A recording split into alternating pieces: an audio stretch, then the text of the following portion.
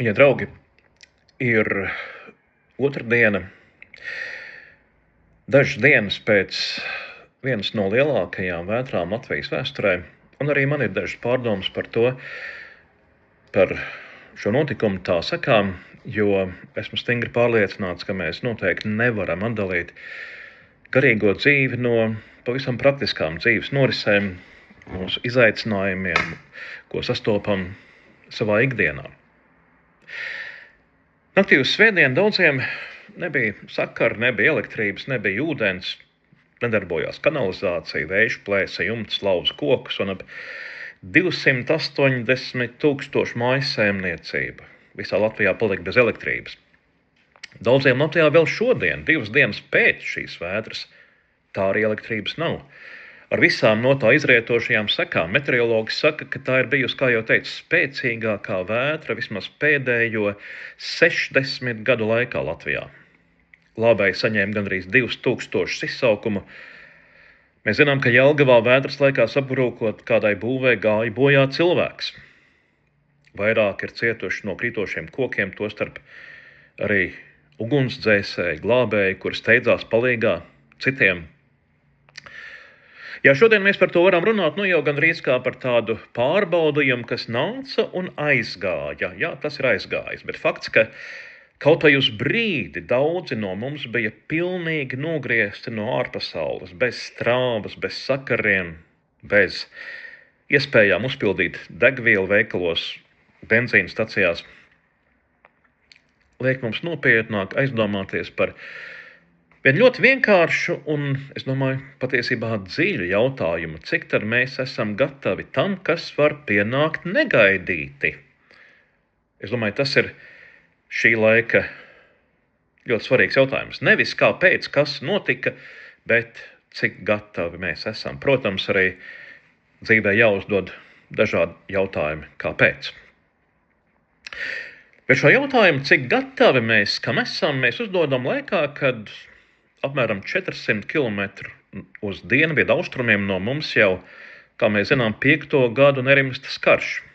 Tur nav kādu vētru, kas ir pārgājušas. Tur ir cilvēki, kuriem tumsa, augstums un sirēnas ir nevis vienas nakts realitāte, bet ikdiena gadiem ilgi. Cilvēki, kuriem elektrība nav nevis 20 stundas, bet nedēļām, varbūt pat mēnešiem. Mūsu vienas nakts vētras, tās sekas, es domāju, ir tāda maza atslēga, ar ko mēs varam mazliet labāk saprast šo cilvēku 5 gadus, kas ir Ukrainā. Mazliet pievērsīsimies arī Bībeles rakstiem un jautāsim, ko tie saka par šādiem jautājumiem, par gatavību. Ja? Salmana pamācību grāmata, kas man ir ārkārtīgi tuva, runā par gudru redzējumu un gatavošanos. Jā, krīzēm. Tur teikts, gudrais pamana briesmas un patveras, bet vien tieši brāžas un dabū sodu. Šī doma aicina paredzēt riskus un rīkoties, nevis ļauties vienkārši uz kādu cerību.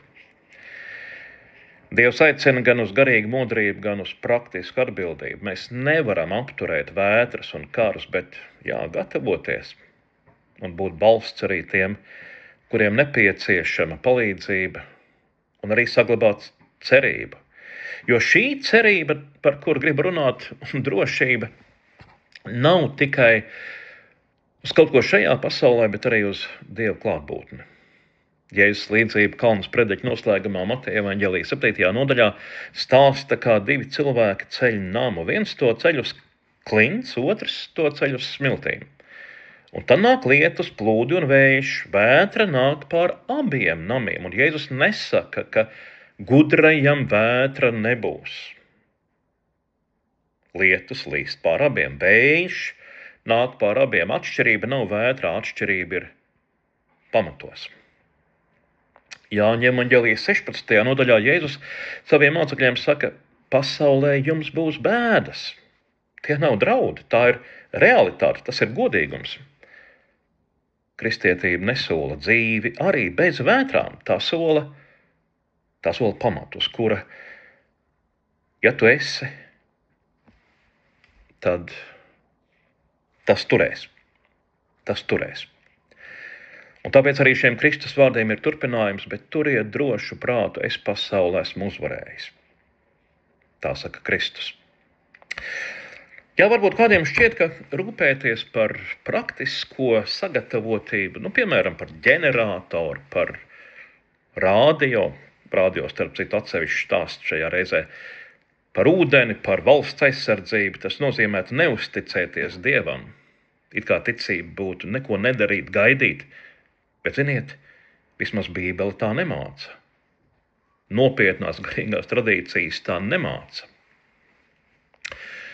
Salmana pamācību grāmatas 6. nodaļas sākumā ir rakstīts par kādu slinko, kas tiek sūtīts pie skudras, lai tas mācītos. Jo tā sagatavo barību vasarā, nevis rudenī, kad jau ir pa vēlu vasarā, tad, kad viss šķiet kārtībā. Protams, par to runā arī daudzas mūsu pašu tautas pasakas, leģendas, tautas gudrība par šiem pašiem principiem. Arī vēl pie Bībeles atgriežoties, kad vecajā derībā Nehemija atjauno Jeruzalemes mūrus un ienaidnieki draud uzbrukt, viņa atbilde ir kļuvusi par vienu no tādām ļoti zīmīgām rindām svētajos rakstos. Viņi lūdza Dievu un nolika sargus. Nevis viens vai otrs, bet abi. Lūdza Dievu un nolika sargus. Gatavība arī nav bailes. Bailes paralizē. Vai ne? Bet gatavība atbrīvo.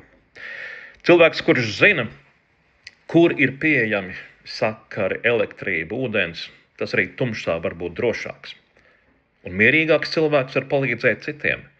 Nedrošs cilvēks krīzē parasti domā tikai par sevi.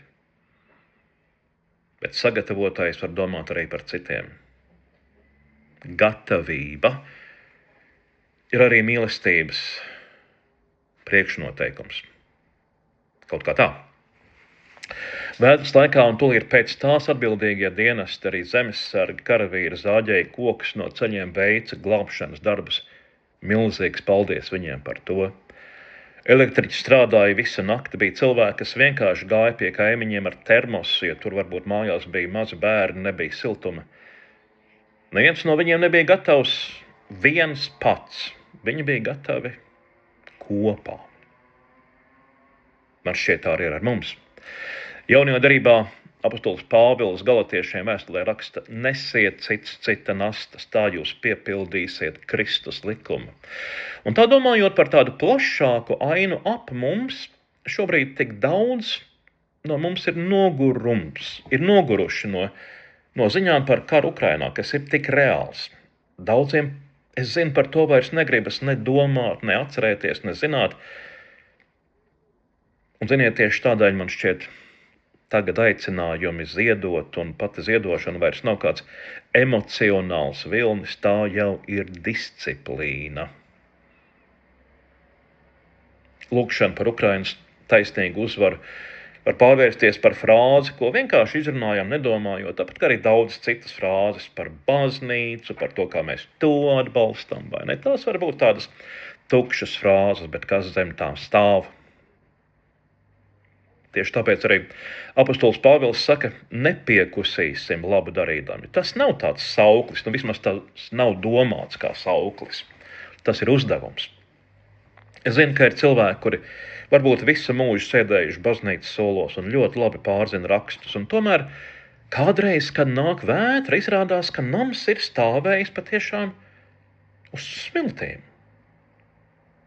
Jo starp zināšanu un dzīvi varbūt nav ticis uzcelts tilts.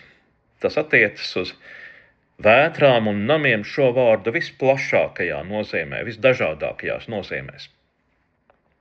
Bet es zinu, ka ir cilvēki, kas vētrām ir gatavi, kas tās sastopa ar iekšēju stabilitāti. Un tur nav runa par to, cik bieži varbūt tu ej uz baznīcu, bet kā tu spēj atbalstīt mērķus, kas ir jāatbalsta. Kā ir ar mani, kā ir ar mums? Tas ir ļoti svarīgs jautājums. Ja mēs nezinām, kā būs rīt, kas būs rīt. Apostols Jēkabs jaunajā darībā savā vēstulē to pasaka ļoti tieši. Jūs nezināt, kāda būs jūsu dzīve rīt.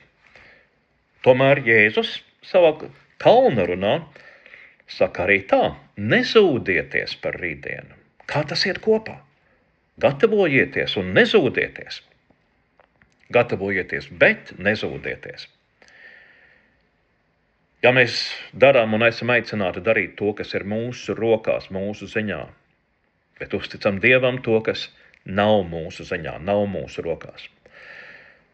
Gatavoties un atbalstīt citam citu, vai tas ir kāds mērķis Ukrainā, vai tā ir mūsu baznīca, tas ir mūsu ziņā.